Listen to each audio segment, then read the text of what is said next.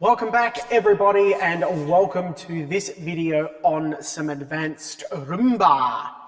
Today we are going to be looking at one of the many Rumba hip twists. In this one, it's a more advanced version. We're going to be looking at the continuous hip twist. So let's take a look.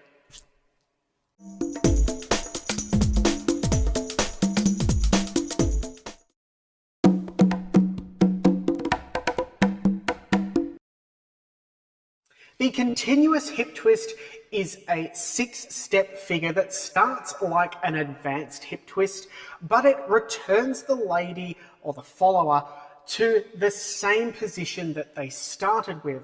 So as suggested in the name, you could continue after that with another hip twist or another continuous hip twist. You could have a hip twist loop, in fact. So let's see what it takes to put the lady into and out of this position and return us back to where we need to be.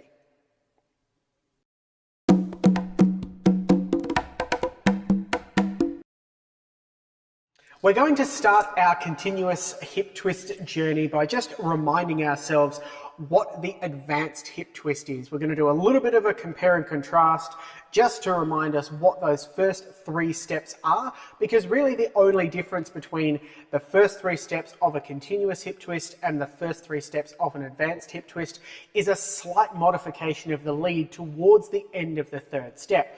Once we get that down pat, really the setup is exactly the same. So let's cover that first. So we have concluded our previous figure with man and lady, lead and follower towards each other's right side. So my follower is here. I am ready to proceed on my left foot. Now, as I take this step, if I was doing a closed hip twist, I might take this one to the side, or I might choose to take it forward. But with the advanced hip twist, and same then with the continuous hip twist, I am definitely going to take it forward. Now, this is an important thing because the follower is going backwards, but they have their very hip twist regular first step where they're turning a half. So they're going to take a backward step, but if they turn a half, they're going backwards that way.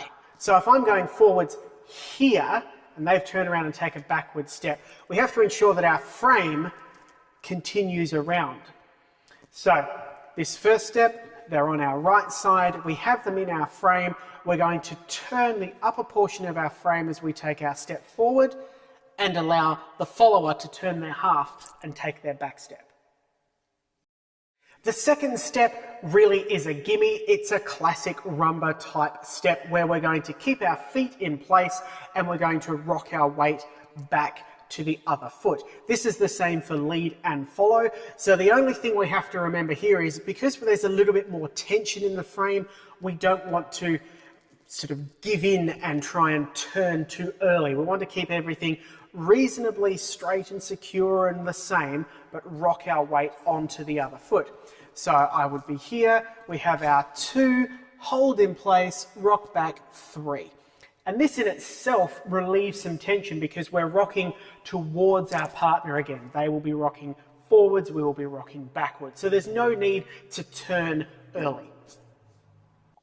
The third step of this version of the hip twist is the same as the advanced hip twist in terms of the feet. We're going to perform a Cuban cross. We're performing it on the left foot, which means we will rotate roughly an 1/8 to the left. However, even though it's the same down below, we're performing that Cuban cross, we're rotating our bottom half about the 1/8. We want to underturn or refrain from turning our upper half as much. And this is really the key difference and lead into the continuous hip twist rather than say an advanced or circular or other form of hip twist.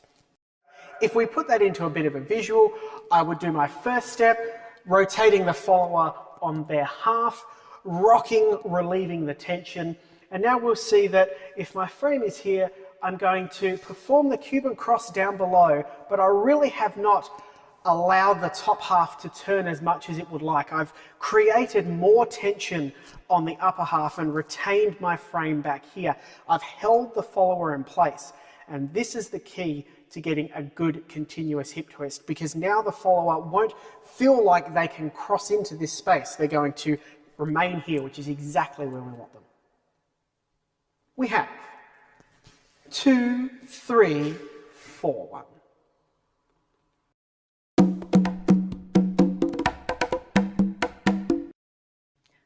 Let's now have a look at the corresponding steps for the follower, just for those first 3 steps. The follower starts with their weight on their left foot, and the first step, or the first movement I should say, is not actually a step. The leaders will lead us to turn a half before we take our step. So even before we go anywhere at all, I'm going to turn a half. That means I'm going to be taking a backward step this way on the right. The second step is a simple and classic rock back onto that left foot. So because I've taken a backward step on the right, the rock will be forward. Now once more on this third step, I've got a turn to do before I take the actual step. And this one's quite a large turn that we need to do. It is 5/8 of a turn, which means that we're going a little over halfway. We're really going to need the support and lead of the leaders in order to do this. So I'm going to turn 5/8 to the left, which means that my next step is a forward step, but it's now going off on the angle. So I would have turn 2, rock 3, turn 4. Now you could see in that last demonstration when I had a little bit of momentum there, I wasn't trying to turn and leaving my feet where they were. I was moving the foot as I was turning. This does help the turn, and it gives a nice, lovely flow through that you really want in a lovely rumba. As we saw there, the lady is doing the classic amount of hip twist turn, which means that we just have to remember that the frame has to be leading them and helping them through. It's really difficult for a follower to turn on a spot as they are walking through if we are just standing there and not providing any help. Same if you give too much help. If you're a bit too brutish with your lead, then you can really push the follower through too quickly. So we need to be slow, consistent, even, and really forgiving in our lead so that we can apply and provide the right amount of tone without shoving or pushing the follower through, or without just saying, oh, well, you do it. So we've arrived at our ready position after the preceding figure, whatever that may be, towards each other's right side, ready for our 2, 3, 4, 1.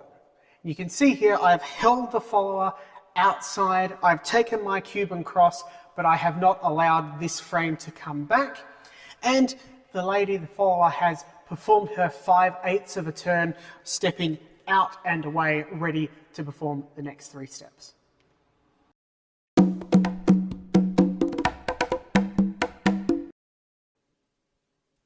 So we have arrived at a position where there is a lot of tone and a lot of tension between our 2 people in the frame.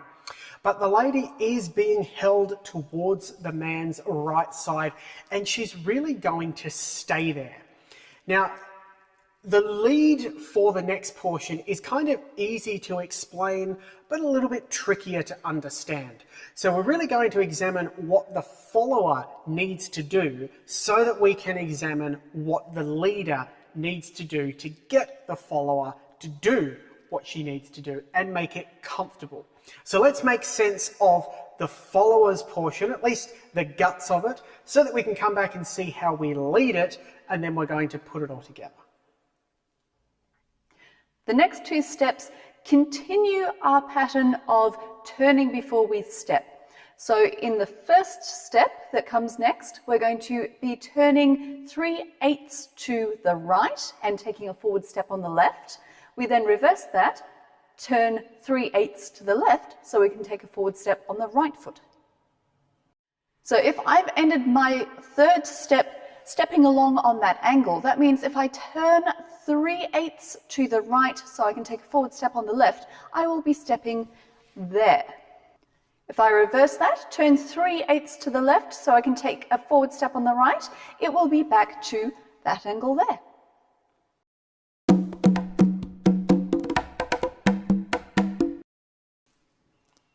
Now that we've had a bit of an insight into what the follower is doing through these next two steps, now we can examine what the leaders need to do to get the followers to execute that.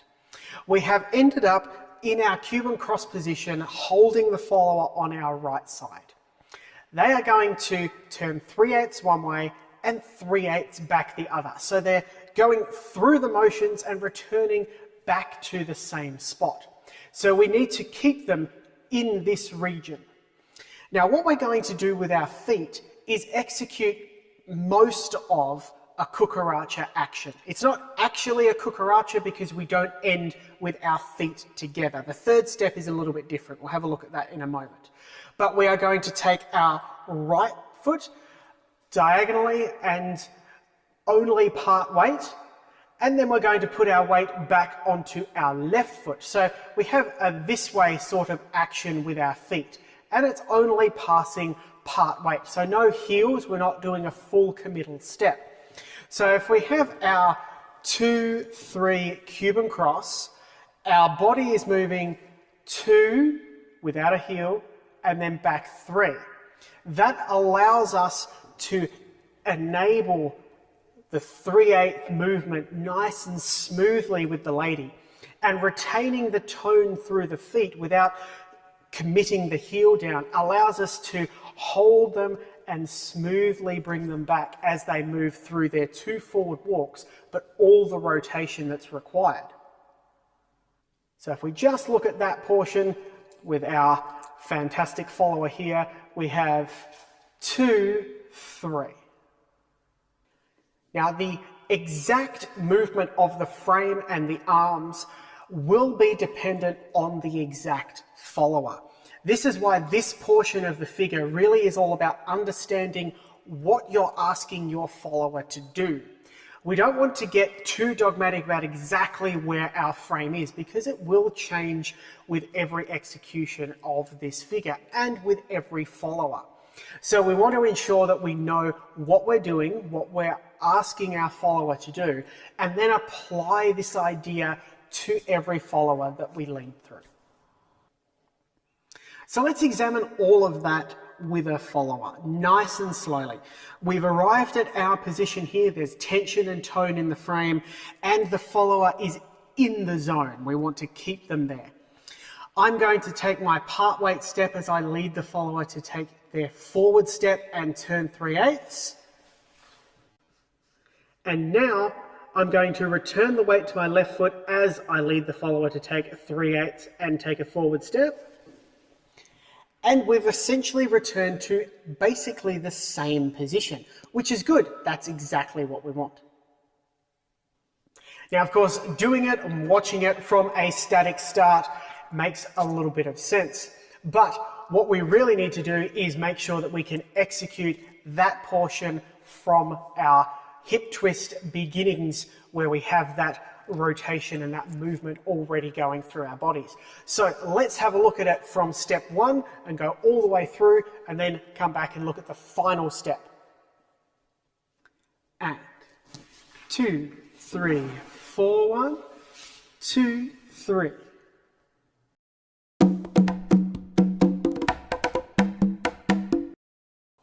This brings us to the final step of the continuous hip twist. And we said at the start that you could link hip twists together with this figure. So we need to get back to where we started. Now, to do this, what the leader will do is take a quarter turn to the right as he takes this final step on the right foot.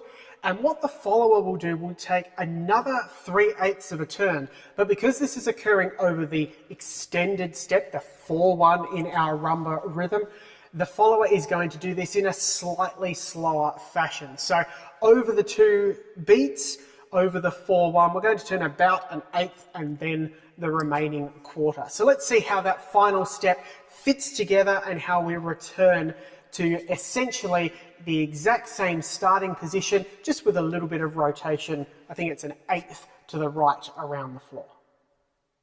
So we're here in our tension position. We can see that the follower has turned a little bit away from the leader, so she needs to perform a little bit more turn to get us back on the same alignment. My alignment is about an eighth that way, so I'm going to step forward on my right, as we've said, turning a quarter over our 4-1 in this direction, leading the follower to correct herself and come back to me so that we are square again and could perform another hip twist, simply like so, 4-1.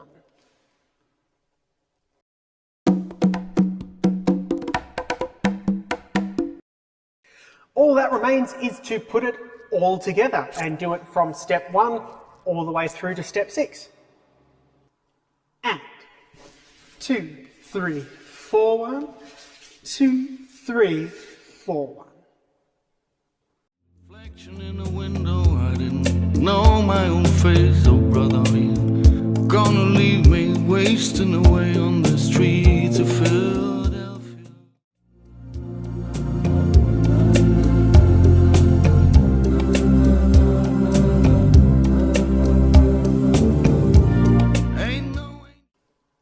So there you go, that is the continuous hip twist. Try it out next time. Whenever you can lead the advanced hip twist, just try whacking one of these in before it. Gives you something a little bit different and a few other tricks up your sleeve as well. Have fun with it. Remember to keep it nice and smooth and slow, and we'll catch you next time.